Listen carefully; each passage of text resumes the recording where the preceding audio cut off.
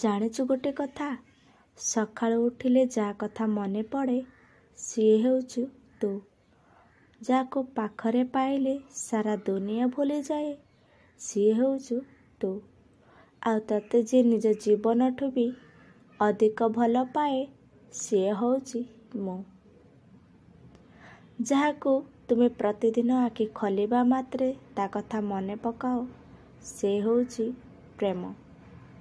ଯାହାର ସ୍ୱର ତୁମେ ଦିନସାରା ଶୁଣିବାକୁ ଅପେକ୍ଷା କର ସେ ହେଉଛି ପ୍ରେମ।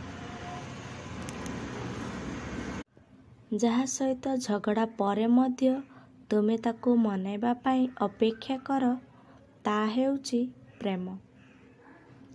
ଯାହାର କଥା ଭାବି ଆପଣଙ୍କ ମୁହଁରେ ହସ ଆସିଥାଏ ତାହା ହେଉଛି ପ୍ରେମ।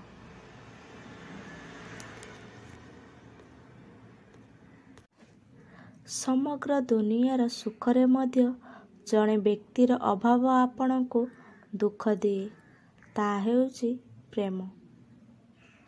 ଯିଏ ମିଳୁଛି ତାକୁ ଭଲ ପାଅ।